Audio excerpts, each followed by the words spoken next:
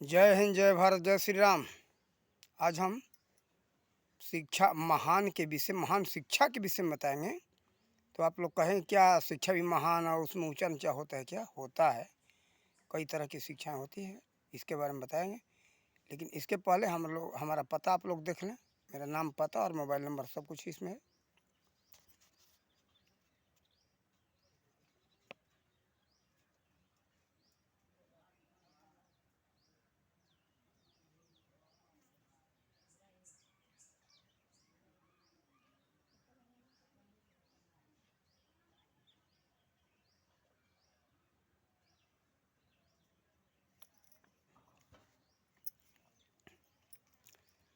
देखिए, शिक्षा ऊंचा नीचा होता है और उसको पढ़ाने की शैली यानी पद्धति भी शिक्षकों का अलग अलग होता है। ऊंचा नीचा उसमें भी होता है।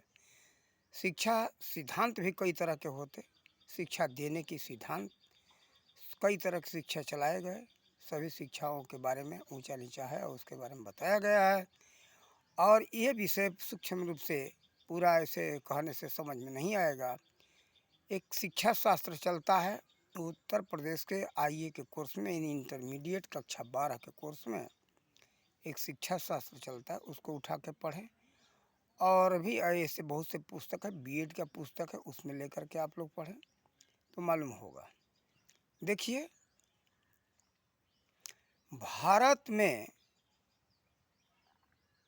लोग बहुत दिनों से ये जानते हैं कि मेरा भारत महान, मेरा भारत महान लोग कह रहे हैं गौरव से, लेकिन जानते नहीं कि भारत महान कैसे था, क्यों था, किसके बदौलत था। इसको जानना बहुत ज़रूरी है। भारत महान था केवल शिक्षा के बदले, शिक्षा के बदौलत, शिक्षा के चलते ये भारत महान था। शिक्षा पद्धति यहाँ की बिगड़ी, भारत बर्बाद हो गया, नीचे गिर गया और नीचे गिरता ही जा रहा है। ये शिक्षा का ही देन है। आज हमारा भारत नीचे की तरफ जा रहा है। और ये भारत के लोग अपना महान महान तो कर रहे हैं, लेकिन भारत के बारे में जानते नहीं हैं कि मेरा भारत महान कैसे। इसके विषय में हमने एक वीडियो में बताया है। लेकिन आज हम उस शिक्षा के बारे में बताएंगे, हमारे जहाँ तक हमको जानकारी है, और उसके विषय में बताएंगे कि यहाँ की सभ्यता संस्कृति कितने ऊंची कोटि की थी कि विदेशी भी इसको मानते हैं कि इस भारत की शिक्षा और भारत की सभ्यता संस्कृति बहुत ऊंची कोटि की है। इसके संबंध में हम आपको पहले उदाहरण देंगे शिक्षा शास्त्र से, इंटरमीडिएट के शिक्षा शास्त्र से, जो कि एक गवर्नर थे, वो भी अंग्रेज ही थे, मद्रास के गवर्नर थे। उनका नाम था मुनरो। मुनरो ने ये बात बताया है कि भारत की शिक्षा नीति और भारत का सभ्यता संस्कृति बहुत ऊंची कोटि की है। तो अंग्रेज अफसरों को, बड़े बड़े अधिकारियों को, मंत्रियों को, राष्ट्रपतियों को उन्होंने सलाह दिया था कि अगर हम लोग भारत के शिक्षा नीति को और यहाँ के सभ्यता संस्कृति का व्यापार करें तो और सामग्रियों के व्यापार से उसमें अधिक लाभ होगा। कारण कि भारत में बहुत दिनों से थे, भारत को बहुत नज़दीक से उन्होंने देखा था। उनके समकालीन बहुत से यहाँ के अधिकारी, कर्मचारी जो थे, वो रह कर के भारत में शिक्षा के विषय में, यहाँ के सभ्यता संस्कृति के विषय में बहुत अच्छे ढंग से अनुभव किए थे। उनको ये एहसास हो गया था कि भारत की शिक्षा नीति, भारत का सभ्यता संस्कृति बहुत ऊंची कोटि की है। ऐसा सभ्यता संस्कृति किसी भी विश्व में किसी भी देश का नहीं है। यहाँ की शिक्षा हो या यहाँ की सभ्यता संस्कृति हो, बहुत ऊंची कोटि की थी। कारण कि यहाँ का संस्कार सबसे जो है कपड़ा के पहनावा का, खाने पीने की पद्धति को हम नहीं मानते। यहाँ के संस्कार जो है बहुत ऊंची कोटि की थी। उसमें महान शिक्षा का ही देन था और वो महान शिक्षा समाप्त हो गया। इसीलिए भारत हमारा नीचे चला गया और नीचे चलता ही जा रहा है, चला ही जा रहा है, अभी भी जा रहा है। इसलिए हम लोग जो है ऐसा न समझे। देखिए, इसमें क्या है, लोक भाषावादी, तीसरा विचारधारा के लोग देसी भाषाओं की शिक्षा का माध्यम बनाना चाहते थे। यदि ये लोग पश्चात विज्ञान को महत्व को देते थे, परंतु माध्यम के रूप में प्रांतीय भाषाओं को ही उपयुक्त समझते थे। लेकिन बम्बई के गवर्नर स्टुअर्ट एलिफिंट्स एलिस एलिफिंस्टन तथा मद्रास के गवर्नरियों ने 3 गवर्नर जो है अपना राय रखे थे, जिसमें अंतिम में नाम है मद्रास के गवर्नर मुनरो का। इस मत के समर्थक थे कि यहाँ के भाषा में ही यहाँ के लोगों को शिक्षा दिया जाए, वैसे अपना ही शिक्षा चलावें। लेकिन सबसे उन्होंने इन लोगों ने राय दिया था अंग्रेजों को, वहाँ के बड़े बड़े अफसरों को, मंत्रियों को, अधिकारियों को कि यहाँ के सामग्रियों का व्यापार न करके हम लोग सभ्यता और संस्कृति का व्यापार करें। ये बात यहाँ नहीं लिखा है, वो दूसरे जगह इसी में शिक्षा शास्त्र में ही है। वो पन्ना पृष्ठ संख्या याद नहीं है। ये जो अभी अभी हम बताए वो पृष्ठ संख्या आप लोगों को बता दे। ये बात लिखा है, आप लोग देख लें शिक्षा शास्त्र उठा करके। ये जो है पृष्ठ संख्या हम आप लोग को बता रहे हैं। ये पृष्ठ संख्या नंबर है 253। 253 पृष्ठ संख्या में ये बात लिखा हुआ है। फिर आगे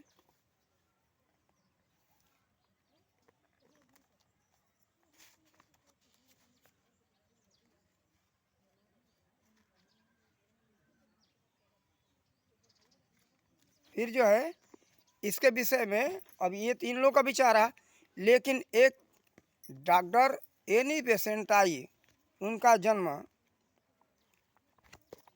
भूमि है लंदन का, लंदन के रहने वाली थी और जो है बाल अवस्था से ही भारतीय सभ्यता संस्कृति और शिक्षा में उनकी रुचि थी।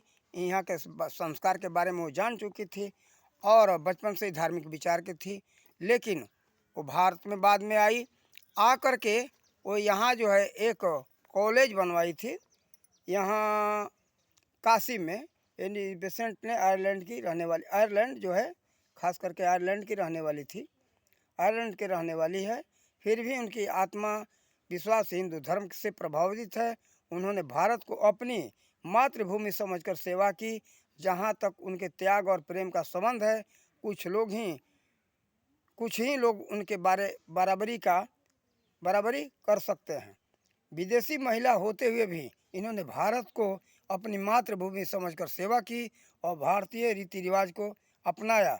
उन्होंने वेदांत, गीता तथा अन्य भारतीय धार्मिक ग्रंथों का अध्ययन किया, गीता का अंग्रेजी में अनुवाद किया और वैदिक सिद्धांतों पर प्रचार किया। दार्शनिक विचारधाराओं को, यहाँ की शिक्षा प्रणाली को करवंदित करने की प्रयास किया। इन्हीं के प्रयत्नों के फलस्वरूप बनारस में हिंदू सेंट्रल कॉलेज की स्थापना की गई थी। फिर आगे चल करके मदन मोहन मालवीय जी उसी कॉलेज को काशी हिंदू विश्वविद्यालय की स्थापना उन्होंने किया था। और ये जो है पृष्ठ संख्या 103 पर, यहाँ 103 तो नहीं लिखा है यहाँ, कारण कि ये जो है शीर्षक है उस विषय का, एनी बेसेंट का, इसलिए शीर्षक नहीं पड़ा हुआ है। लेकिन पिछले पन्ना पर 300 लिखा हुआ, इसलिए इस पृष्ठ संख्या यहाँ 301 हुआ। ये आप लोग उठा करके देख सकते हैं। तो देखिए एक विदेशी महिला, वो भी जो है यहाँ की इंग्लैंड की रहने वाली, आयरलैंड की, लेकिन यहाँ आकर के भारतीय सभ्यता संस्कृति का समर्थन किया है। फिर वो जो 3 गवर्नर जो है बम्बई का, मद्रास का और एक जगह का नाम याद नहीं, भूल गए अभी। तो ये जो है 3 गवर्नर समर्थन किए थे, कारण कि ये लोग बहुत दिनों से रह चुके थे। जो नज़दीक रहेगा वहीं वहाँ के विषय में समझ सकता है।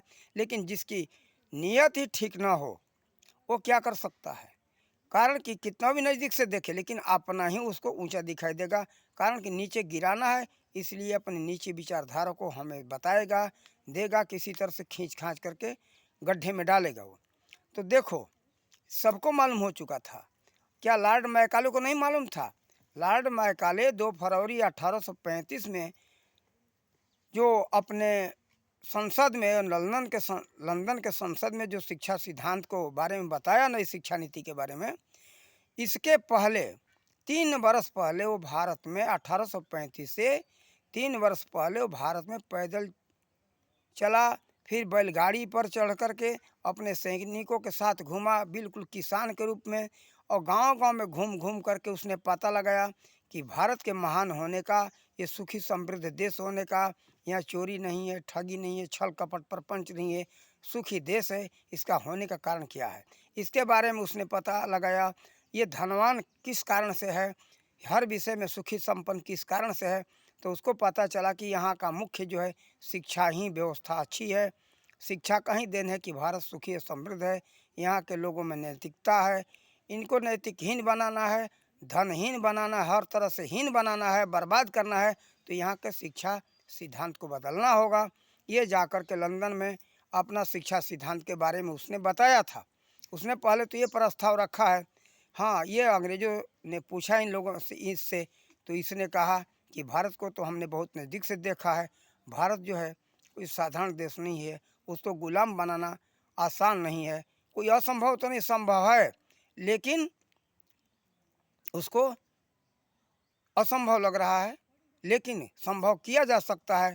तो वहाँ के अफसरों ने पूछा कि उसको संभव कैसे किया जा सकता है, तो बताया कि यहाँ के शिक्षा पद्धति को बर्बाद करना होगा। शिक्षा पद्धति को बर्बाद कर दिया जाएगा तो भारत गुलाम हो जाएगा, ऐसा गुलाम होगा कि हम अंग्रेज़ों जैसे वो लोग बन जाएंगे, शरीर से, देह से, रंग रूप से भारतीय होंगे, लेकिन विचारधारा और रुचि से वो अंग्रेज होंगे। वही अंग्रेज लॉर्ड मैकाले ने कर दिखाया। भारत में 2 फरवरी 1835 को शिक्षा नीति का उसने नींव रखा। पहले पहल उसने वहाँ कलकत्ता के पास कहीं हुगली नाम का जगह है, हुगली में उसने स्थापना किया।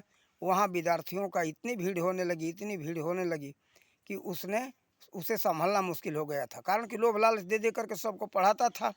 फिर उसके बाद में धीरे धीरे भारत के हर जगह जो है ये लोग अपना पैर पसारने लगे, शिक्षा के संबंध विद्यालय बनाने लगे, और विद्यालय का प्रचार प्रसार के साथ साथ ही यहाँ के गुरुकुलों का बहुत बुरे तरह से नाश किया, मारा पीटा, कितने लोगों को जेल डाल दिया, फांसी पर चढ़ाया, बहुत दंडित करके यहाँ के आचार्यों को उसने परेशान किया है।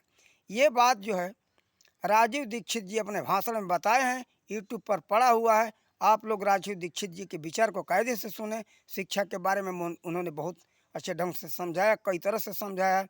भारत को विश्व का देन ये करके आया है, उसमें बहुत उन्होंने बात बताया कि भारत ने विश्व को क्या क्या दिया है। और इसके पहले हमको शिक्षा शास्त्र बाद में हम पढ़े, लेकिन इसके पहले हम एक पुस्तक पढ़े थे 1988 में, गोरखपुर गीता प्रेस से एक शिक्षांक नाम का कल्याण निकला था, उसमें हमने पढ़ा। वो शिक्षांक ही मेरा ये असल खास करके ये गुरु बना। ये जो कि आप लोगों के सामने है, इसका कुछ हम अंश आप लोगों को दिखा रहे हैं।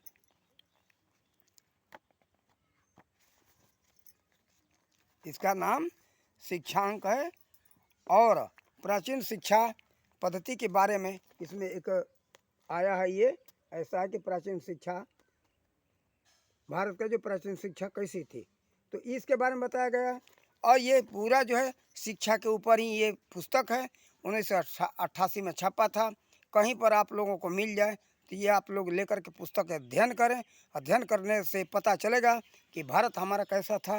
ये इसी पुस्तक ने हमारे आँख को खोला था, और इसीलिए हम आज तक सच करके, ये जो कोई हीरा मोती सौंप सच करके रखता है, सुरक्षित रखता है, पेटी में बंद करके, बक्सा में बंद करके, तिजोरी में बंद करके, इसी तरह से आज भी हम इसको सुरक्षित रखे हैं, किसी को देते नहीं, ताकि हमारे हाथ से अगर पुस्तक निकल गया तो फिर हाथ आने वाला नहीं है। तो हम ये गीता प्रेस से आग्रह करेंगे इस शिक्षा को आप फिर दोबारा प्रकाशित करें, कारण कि समाज को इसका ज़रूरत है, कारण कि प्राचीन शिक्षा नीति के तरफ अब लोग अग्रसर हो रहे हैं। ये नई शिक्षा नीति जब लागू हुई मोदी जी के द्वारा 2020 में, तब से लोग अग्रसर हो रहे हैं। अब इसका ज़रूरत है दोबारा इसको प्रकाशित किया जाए और लोगों के बीच में दिया जाए, जिससे कि लोगों को प्राचीन भारत के विषय में, हर तरह के शिक्षा के विषय में, नाव का कला हो, विमान कला हो, यानी मूर्ति कला हो, कपड़े की कला हो, ये कितने का नाम बताऊं, सभी कलाओं के विषय में, सभी तरह के विज्ञान के सूत्रों के विषय में, सभी तरह के शिक्षा के विषय में इस शिक्षांक में बताया गया है।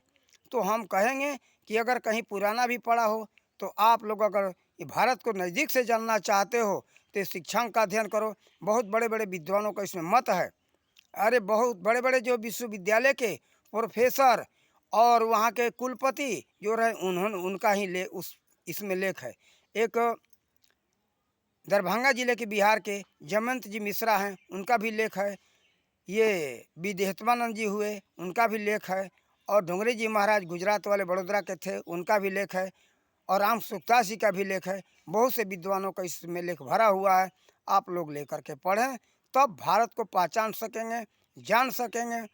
कारण कि यहाँ के भारतीय सभ्यता संस्कृति के बारे में, यहाँ का जो पिछले समय में जो यहाँ की राजनीतिक जो पार्टियाँ थी, वो जो है विदेशी दलाल है, विदेशों के जो है आगे बढ़ावा दिया और यहाँ मुगलों को बढ़ाया और अंग्रेज़ों को बढ़ाया। अंग्रेज़ों के बारे में पढ़ाया गया और मुगलों के बारे में पढ़ाया गया। इतने दिनों तक भारत के बारे में बहुत कम पढ़ाया गया। और धीरे धीरे करके, पहले तो कुछ छपता था, धीरे धीरे करके जो हम लोग बचपन में पढ़े थे ऐसे 50 साल पहले, उसको भी ये लोग ख़त्म कर दिए थे। लेकिन धीरे धीरे अब शिक्षा में सुधार हो रहा है। आप लोग नई शिक्षा नीति को गलत दृष्टि से न देखें। जो प्राचीन काल को जो शिक्षा नीति थी, विज्ञान से परिपूर्ण था। आज का विज्ञान, अभी नवीन विज्ञान, उसकी बराबरी में कल्पना भी नहीं कर सकता है कि कितना आगे था। देखो, उसके बारे में तो जानो, मेरी बात को पहले तौलो, समझो, तब कहना कोई कि वो गलत था। देखो, गलत नहीं था। प्राचीन शिक्षा आज के शिक्षा से बहुत आगे था, तभी भारत आगे था। मान लो इतना शिक्षा आगे बढ़ा हुआ है, फिर भी क्यों भ्रष्टाचार, चोरी, बेईमानी, इसी शिक्षा का यही विकास तो है। चोरी, बेईमानी, छल, कपट, प्रपंच, इसका विकास है। शिक्षा ने इसी का बढ़ावा दिया और कोई बढ़ावा नहीं दिया। भारत को इसी में आगे बढ़ाया। आज से 50 साल ही पहले भारत में ऐसा छल, कपट, प्रपंच और चोरी, बेईमानी नहीं था। हमारे बचपन का ये देखी हुई बात है। लेकिन जैसे जैसे शिक्षा का विकास होता गया, वैसे वैसे भ्रष्टाचार का विकास होता गया। भ्रष्टाचार जहाँ रहेगा, वहाँ आतंकवाद को कोई रोक नहीं सकता है। आतंकवाद तो आएगा ही आएगा। इसलिए आप लोग भारतवासी हो, आप लोग भारत के हो करके यहाँ के जो है शिक्षा के बारे में जानो, समझो। देखो, वो 3 गवर्नर समर्थन किए हैं। फिर उसके बाद में डॉक्टर एनी बेसेंट जो है, वो लंदन से आकर के यहाँ आयरलैंड से भारत में रह करके उसका समर्थन किया। भारतीय सभ्यता संस्कृति, यहाँ के शिक्षा नीति के विषय में बहुत उसने काम किया है। इसके बाद एक बेल्जियम के रहने वाले थे, कामिल बुल्के पादरी थे, फादर थे। जो ईसाइयों में जो फादर होते ना, ये धर्म प्रचारक, उनको फादर कहा जाता है। वो आकर के हिंदी के विषय में अपना जीवन ही खपा दिए, यहीं मर गए, यहीं भारत के सपूत कहलाए। लेकिन भारत के जन्मे हुए सपूतों, अपने को सपूत कहलाने का काम नहीं करो, कपूत कहलाने का काम कर रहे हो। भारत का हो करके भी भारत को हीन दृष्टि से देखते हो। ये बहुत दुर्भाग्य की बात है। विदेशी आकर के यहाँ के सभ्यता संस्कृति के लिए अपना जीवन खपा देते, भारत का सपूत कहलाते। बेल्जियम का रहने वाला था वो कामिल बुल्के, लेकिन आकर के भारत का सपूत कहलाया है, ऐसा इतिहास बता रहा है। उसका यूट्यूब पर कामिल बुल्के का इतिहास मांगोगे तो मिलेगा। मांग करके देखो, कामिल बुल्के के बारे में जानो। कामिल बुल्के भारत के लिए बहुत बहुत काम किया उन्होंने। उनके काम का हम गणना कितना हम करा सकते, बहुत लंबी वीडियो है, हम इसमें छोटे से वीडियो में क्या बताएं। लेकिन कामिल बुल्के का इतिहास आप लोग मांग करके देखो, यूट्यूब पर पड़ा हुआ है। उनसे बहुत बातें आप लोग को सीखने को मिलेगी।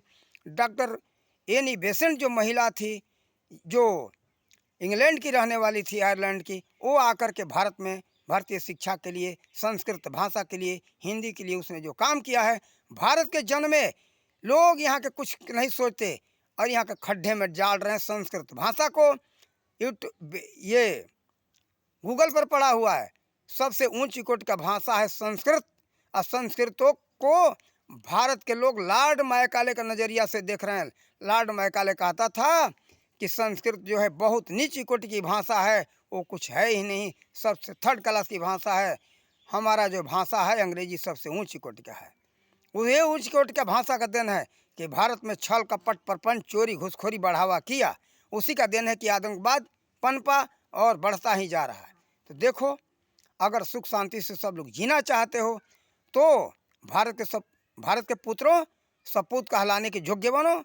भारत के हो, भारत के में पैदा हुए हो, भारत भूमि का अन्न खा रहे हो, भारत का पानी पी रहे हो, भारत के हवा पानी में जी रहे हो, भारत से सब कुछ प्राप्त हो रहा है। इसलिए अंग्रेजों का गुणगान मत करो, अंग्रेजियत को मत अपनाओ। हम इसीलिए यहाँ के लोगों को कहते कि क्या गिल्ली मिट्टी क्या होता है ना, कुम्हार लिया और चाक पर जैसे आकार का मन चाहा उसी आकार में उसने गिल्ली मिट्टी को लेकर के बना दिया। वही हाल है भारत के लोगों का। भारत के लोगों को देखते मुगल आए, मुगलियत दे गए और यहीं के हिंदुस्तानी थे। ये जितने मुसलमान हैं ये यहीं हिंदू थे। ये इनके पूर्वज जो है मुसलमान नहीं है, ये पूर्वज अरब के नहीं हैं, है सब यहीं के। लेकिन आज ये अपना मान बैठे हैं कि हमारा मातृभाषा तो अरबी और उर्दू है। हमारे पूर्वज जो है ये अरब के थे, इन लोगों का ऐसा मानना है।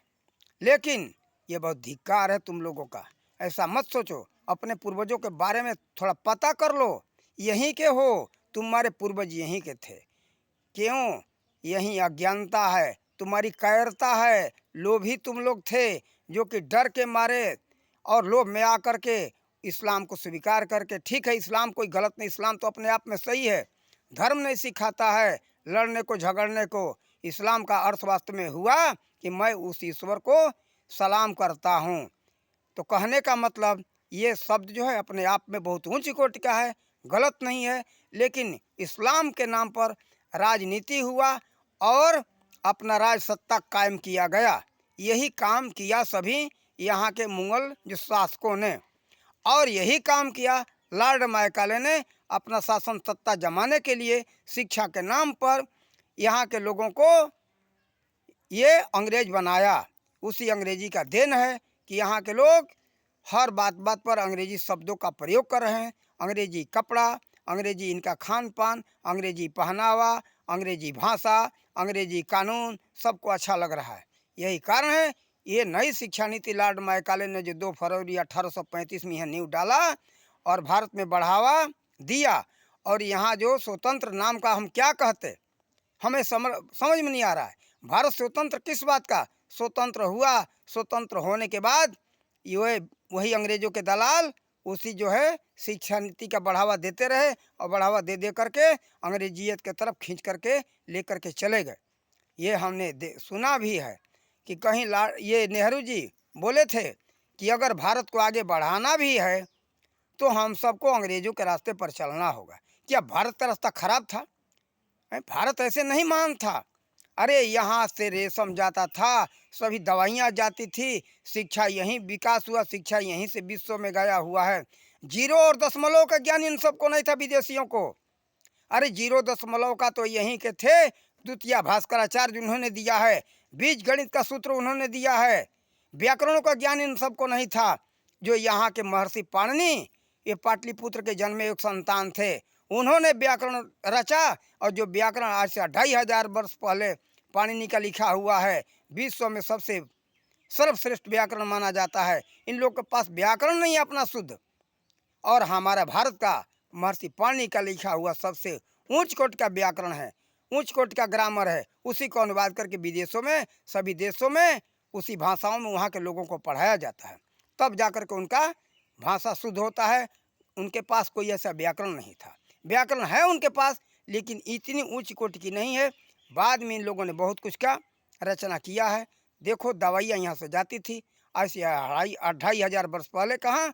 तक्षशिला विश्वविद्यालय आज पाकिस्तान में पड़ा हुआ है, रावलपिंडी के पास में वो तक्षशिला विश्वविद्यालय है था। अब तो है नहीं, खंडहर स्थिति में है, वो ध्वस्त हो चुका है। वहाँ उस समय यहाँ से दवाइयाँ बनती थी, वहाँ से पूरे विश्व में जाता था।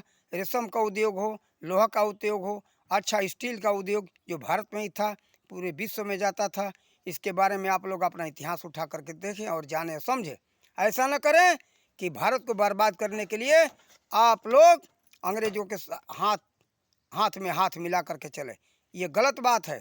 देखो पूरे विश्व में इस समय उठा करके देखो, गूगल पर हो या यूट्यूब पर हो, विदेश जो है ना भाग रहा है अपना सनातन धर्म की तरफ, हिंदुत्व की तरफ। हिंदुत्व हिंदुत्व के तरफ, सनातन के तरफ क्यों भागने का कारण क्या है?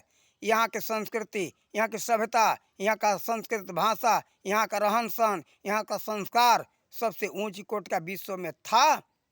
आज हम लोग नीचे जा रहे हैं विदेशी सभ्यता संस्कृति के कारण, विदेशी संस्कार के कारण। विदेशी संस्कार अपनाओगे कभी ऊंचा नहीं उठ सकते हो, बर्बाद रहोगे। विदेशी संस्कृति का देन है कि आज की लड़कियां कहने लगी, यहाँ तो अभी गाँव में नहीं है लेकिन बहुत जगह हो गया, मुझको खाना नहीं बनाना है, हमको होटल में ले चलो, हमें खाना नहीं बनाने आता है, हम नहीं खाना बनाएंगे, नौकर रखो। बताओ, जो व्यक्ति नौकर रख कर सारा काम कराएगा तो क्या वो उत्थान हो सकता है कभी? देखो, इंदिरा ने कहा था, इंदिरा ने एक अच्छी बात बताई थी कि परिश्रम के अलावा दूसरा कोई रास्ता नहीं है। सभी मार्ग में, किसी भी कार्य में ले लो, परिश्रम का जरूरत है। तो देखो, राजा बनने से, मन से राजा नहीं हो सकते हो, वैसा मेहनत करो, मेहनत करके ही कोई राजा बना है। महाराज, ये जो महासम्राट हुआ, यह राजा हुआ, महाराजा हुआ, मेहनत करके अपने परिश्रम के बल पर ही ये बहुत बड़ा बड़ा सम्राट यहाँ के लोग बने। चाहे किसी भी देश के लोग सम्राट बने, बहुत आगे विद्वान बने या धनवान बने, बिना परिश्रम का कुछ भी नहीं हो सकता। आज के हमारे बच्चा बच्ची केवल चाहते कि हम पढ़े पढ़े आलस करके महान बन जाए। महान नहीं बन सकते हो। ये नई शिक्षा नीति का देन है, लॉर्ड मैकाले के शिक्षा नीति का देन है। कारण क्या बताऊँ, यहाँ खोल करके सुन लो। पढ़ते समय में 20-25 वर्ष तक तो तुम लोग को पढ़ने में समय लगता है, तो उतने समय तक पढ़ते समय में बच्चों से काम नहीं कराया जाता है। बच्चों से काम नहीं कराया जाएगा तो उसके शरीर में किसी भी कार्य को करने का क्षमता नहीं रहेगा, साथ ही किसी भी कार्य को करने का ज्ञान नहीं रहेगा, तो आलसी होगा ही होगा। और न उसको सर्दी सहन हो सकता है, न गर्मी सहन हो सकता है, न बरसात सहन हो सकता है, न कीचड़ में चल सकता है। क्या बिना कीचड़ में चले बासमती का चावल का भात खाओगे? गेहूं की रोटी मिलेगी? खेती तो करना ही पड़ेगा। करोड़ों रुपया रोज का कमा लो, लेकिन रुपया नहीं खाओगे। खाओगे तो अन्न खाओगे, चाहे जो भी अन्न खाओ, खेती करना ही पड़ेगा। सब लोग अगर नौकरी ही ढूंढ लें, नौकरी सबको मिल जाए, सभी लोग अरबों रुपया रोज कमाने लगे, क्या रुपया खाओगे? सोना खाओगे? हीरा खाओगे? खाओगे अन्न और दूध मलाई चाहिए। इन सब के लिए मेहनत तो करना ही पड़ेगा। लेकिन आज के किसान भी यही सोचते कि हमारा लड़का काम नहीं करेगा। हम अधिकांश जब गांव में जाते तो देखते कि यार हमारा बच्चा तो काम नहीं करना चाहता है, काम नहीं करना चाहता है। और हम भी नहीं चाहते कि हमारा बच्चा खेती करे, खेती में कुछ है नहीं, चलो हमारा लड़का जो है नौकरी करेगा, आराम से कूलर में बैठ करके, एसी में बैठ करके लिखने पढ़ने का काम करेगा, आराम का ज़िंदगी बीतेगा। सभी किसान यही सोच रहे हैं। ठीक है, सोचोगे तो भूखे मरना ही पड़ेगा। अनाज की महंगाई होगी ही होगी। इसी आलस का देन है कि दूध से लेकर के अनाज तक सब महंगा हो गए। ये गायों के लिए, भैंसों के लिए भूसा लेने जाओ तो भूसा महंगा हो गया। कारण ये आलस का देन है। आलस नहीं होता तो लोग एक फसल ही नहीं लगाते। जहाँ जाओ कपास का खेती, वहाँ कपासी की खेती एक तरफ से हो रहा है, अनाज पैदा होता ही नहीं। इस क्षेत्र में गन्ने का खेती हो रहा है, अनाज पैदा होता नहीं। क्या चीनी खा करके रहोगे? लोग जहाँ कपास बोते हैं कपास खा करके रहेंगे? अन्न तो खाने को चाहिए ही चाहिए।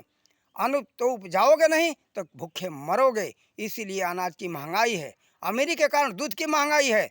अरे कहते हो तुम सब लोग कि विज्ञान आगे है, तुम्हारा विज्ञान कैसा है? अरे अनाज उपजा देना, नहीं खेतों में जाने की जरूरत है। अनाज उपजा लो, प्रयोगशाला खोलो, उस प्रयोगशाला में अनाज पैदा कर लो। प्रयोगशाला खोलो, उस में एक ऐसा मशीन बनाओ जिसमें घास भूसा भर दो, पानी डाल दो, दूध बनकर निकल जाएगा। क्या है तुम्हारे पास ऐसी तकनीकी?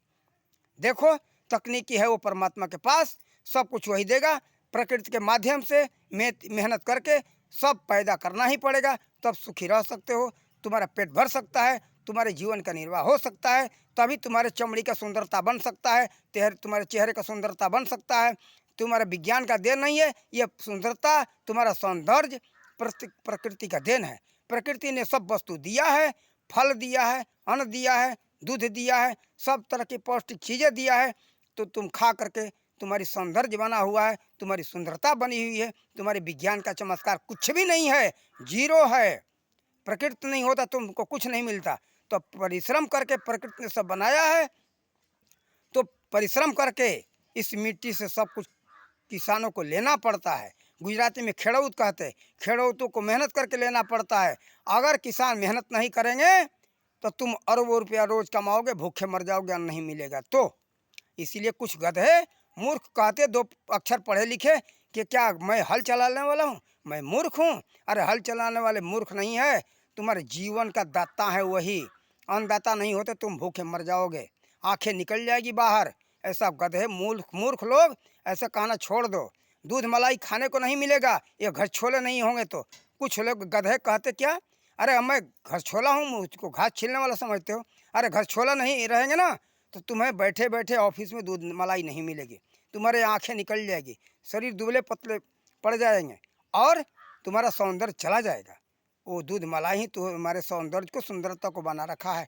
उन्हीं को मूर्ख कहते हो, नीच दृष्टि से देखते हो। तुम्हारी मूर्खता है, खोपड़ी को अपने सुधारो। अरे हमारी बात तो बहुत कड़वा लगेगा, हम जानते हैं बहुतों को जो आज के काले अक्षर के ज्ञान हो गए ना, वो हमारी बातों को बहुत बुरा कहेंगे, हमको तो मूर्ख कहेंगे। लेकिन जरा दिमाग में सोच करके देखना। और जो शिक्षा की बात बताई ना ऊंची, तो देखो शिक्षा ऊंची ही नीची होती है।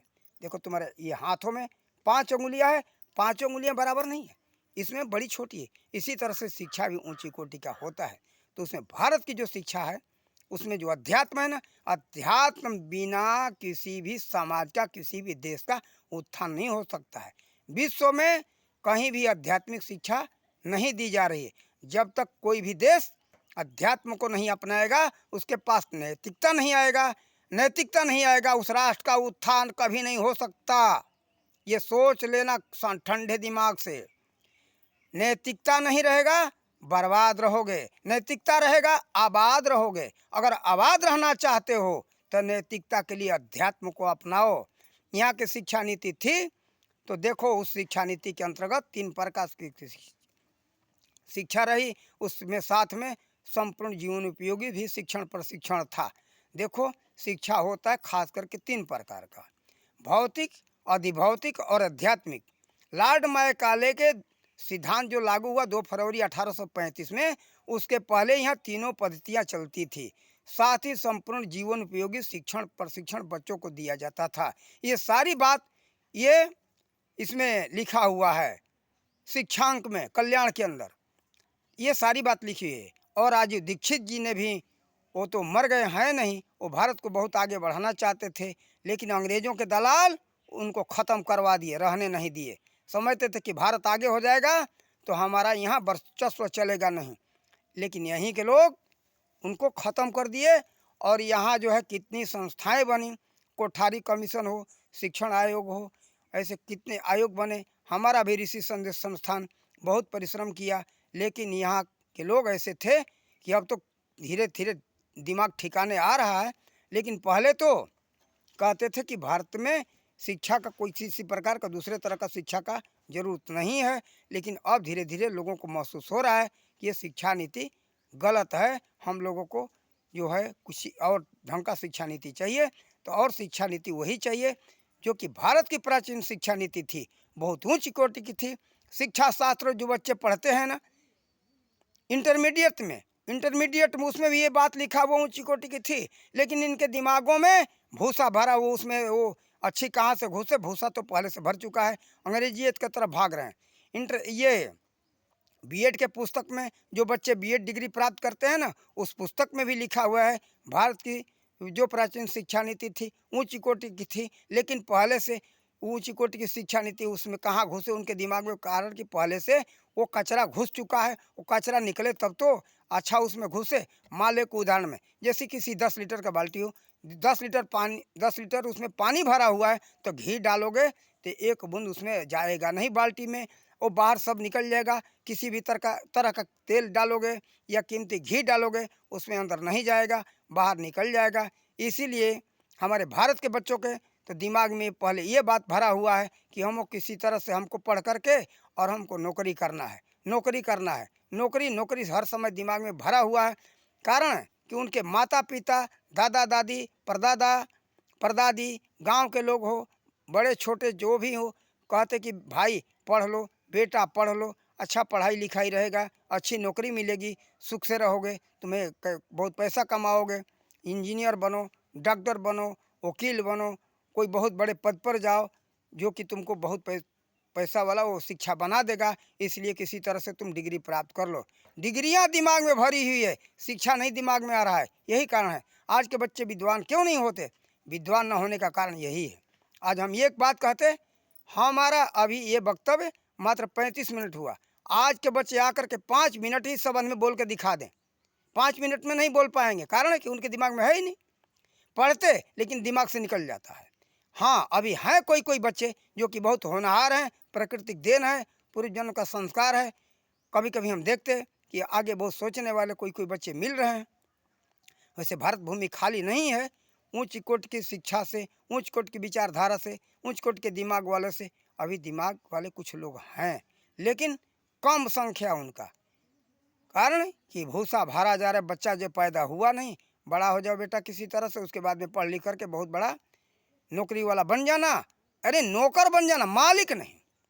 अरे कितनों भी अरबों रुपया कमाओगे, लेकिन नौकर ही रहोगे, नौकरी करोगे तो। क्या धीरू भाई अंबानी नौकरी करके इतना बड़ा बन गए? नौकरी नहीं किया, नौकरी करते थे गरीबी के कारण, लेकिन उनका निशाना कहाँ था कि हमें अपना स्वतंत्र व्यवसाय करना है। स्वतंत्र जब व्यवसाय किए तो आज भारत में 1 नंबर में है वो। धन में आगे उनके लड़के मुकेश अंबानी, धीरू भाई अंबानी के लड़के मुकेश अंबानी संपत्ति में 1 नंबर में है। तो देखो कोई भी हो, टाटा हो, बिरला हो, डालमिया हो, किर्लोस्कर हो, मोदी हो, कोई नौकरी करके आगे नहीं बढ़ा है। और हम छोटे सी वीडियो में कितना समझें, लेकिन हम यही कहेंगे कि भारतवासियों, ऊंच कोट की शिक्षा को, महान शिक्षा को अपनाओ और महान बनो। तभी कहने में आएगा कि मेरा भारत महान। नहीं तो विदेशी सभ्यता संस्कृति को अपनाओगे, विदेशी शिक्षा नीति को अपनाओगे, कहोगे मेरा भारत महान, तो वही विदेशी तुम्हारे मुंह पर जूता मारेंगे। ठीक है, इसलिए इस बात को ध्यान में रखना और भारतीय सभ्यता संस्कृति की तरफ ध्यान दो। भारत का इतिहास पढ़ो और जो है थोड़ा समय लगाओ। जो गेम खेलते हो और क्या कहते ये कार्टून देखते हो, थोड़ा सा समय, ज़्यादा नहीं, आधा घंटा समय लगा करके राजीव दीक्षित जी का विचार शिक्षा के संबंध में, राजीव दीक्षित जी का विचार देखो, समझ में आएगा कि भारत कैसा था। और ये शिक्षांक तो सभी के सामने उपलब्ध नहीं हो सकता, लेकिन सभी के घरों में, सभी के हाथों में ये बड़ा मोबाइल है। अब सब लोग जो है ये राजीव दीक्षित जी का विचार, भारत के शिक्षा नीति के संबंध में राजीव दीक्षित का विचार करके बोलोगे। लॉर्ड मैकाले की शिक्षा नीति कैसी थी, इस संबंध में राजीव दीक्षित का विचार बोलोगे तो वो विचार आएगा। भारत को कैसे बर्बाद किया लॉर्ड मैकाले ने, वो सारी बात यूट्यूब चैनल पर पड़ा हुआ है राजीव दीक्षित जी के विचार में। उसको आप लोग सुने और समझें। हम तो बहुत छोटा सा, हम कुछ भी नहीं है, हम तो 2 अक्षर पढ़े हुए, ज़्यादा हम कुछ नहीं जानते भाई।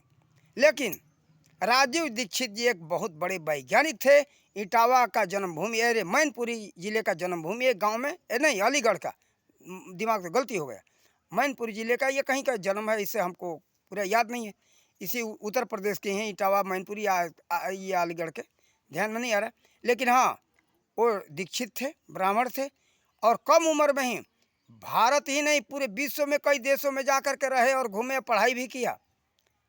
बहुत एक वैज्ञानिक थे, फ्रांस में भी रह चुके हैं वो। वैज्ञानिक के तौर पर उन्होंने काम किया, ऐसा अपने वीडियो में उन्होंने बताया है। झूठ है सच है हम ये नहीं दावा करते, लेकिन उन्होंने ऐसा बताया है। देखो हमें उससे लेना देना नहीं, वैज्ञानिक थे या नहीं थे, उससे क्या लेना देना। हमें उनके बताए हुए सद्मार्ग से मतलब है। सद्मार्ग को हमें अपनाना है, हमें कुमार्ग को नहीं अपनाना है। हम इसीलिए कहेंगे कि आप सब लोग राजीव दीक्षित जी के विचार को जरूर सुने। और इसी शब्दों के साथ हम अपने वाणी का विराम देते। जय हिंद, जय भारत।